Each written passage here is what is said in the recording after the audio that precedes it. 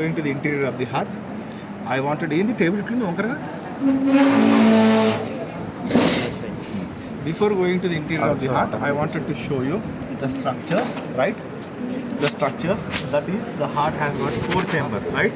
One is the right atrium, the left atrium.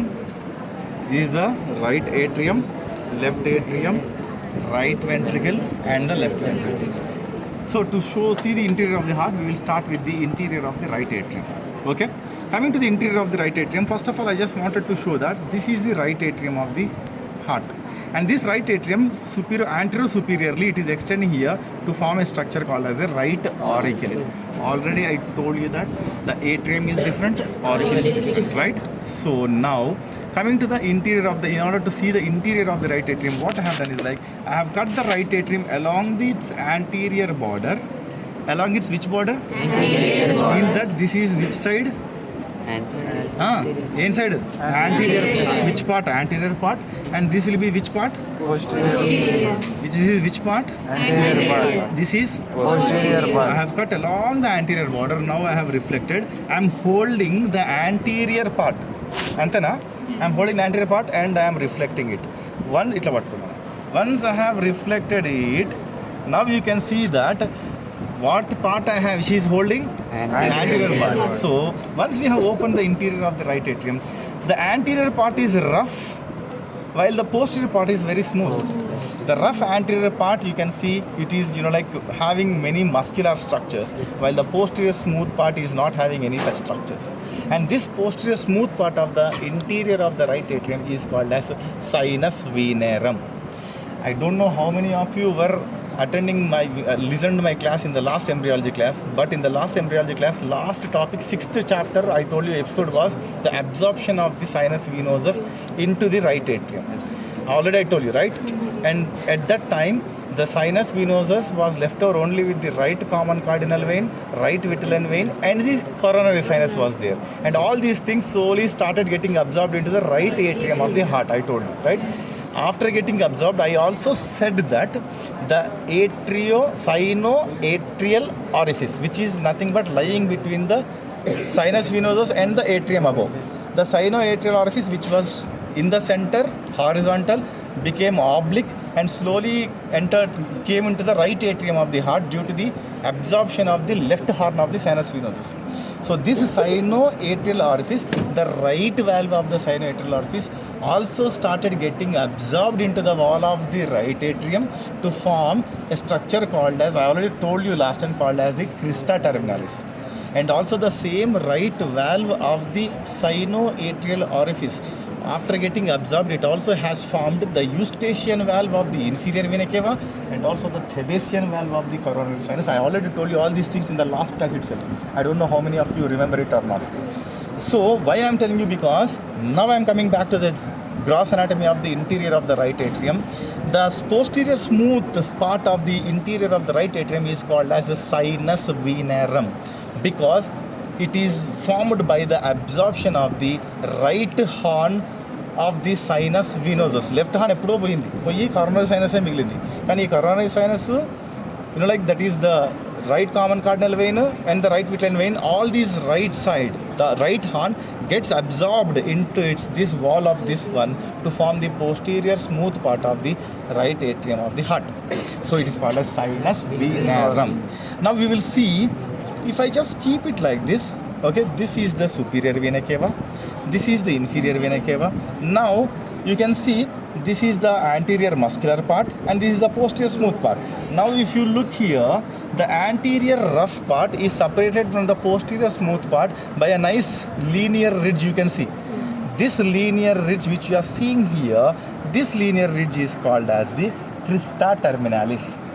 Crista terminalis. In contrary to this crista terminalis, if you look on the exterior side, this is marked by what? The sulcus terminalis. So externally you are seeing sulcus terminalis, internally you are seeing the crista terminalis. So this crista terminalis, if you see, it is extending from the superior vena cava, opening of the superior vena cava, and it is extending up to the opening of the inferior vena cava.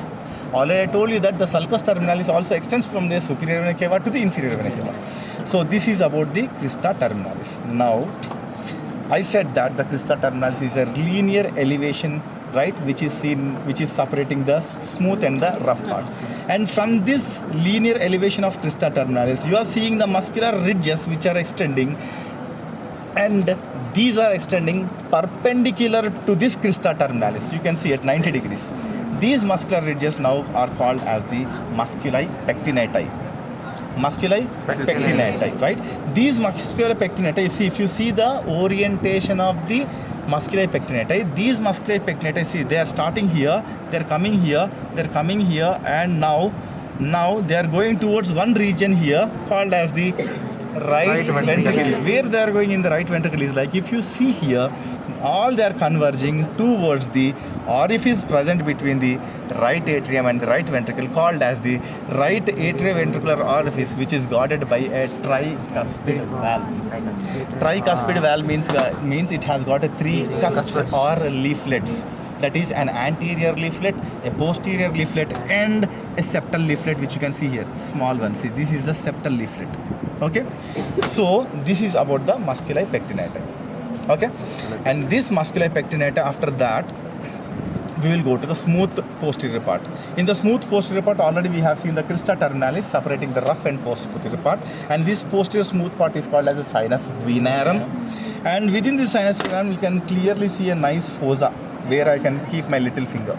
And this nice fossa which is here, it is oval in shape. Henceforth, it is called as the fossa ovalis.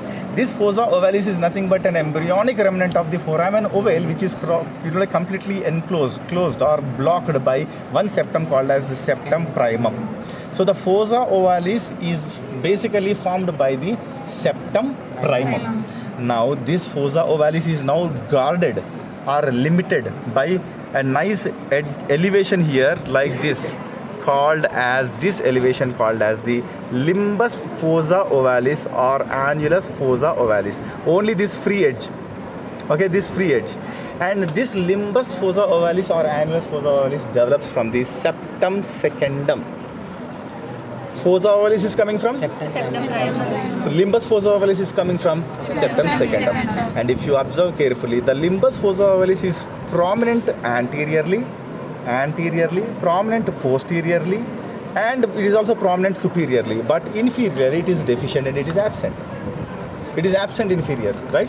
So this is now fossa ovalis, limbus fossa ovalis or annulus fossa ovalis. Now apart from that, already just now told you that the right valve of the sinoatrial orifice gets absorbed into the right atrium, where it forms now, like the crista terminalis.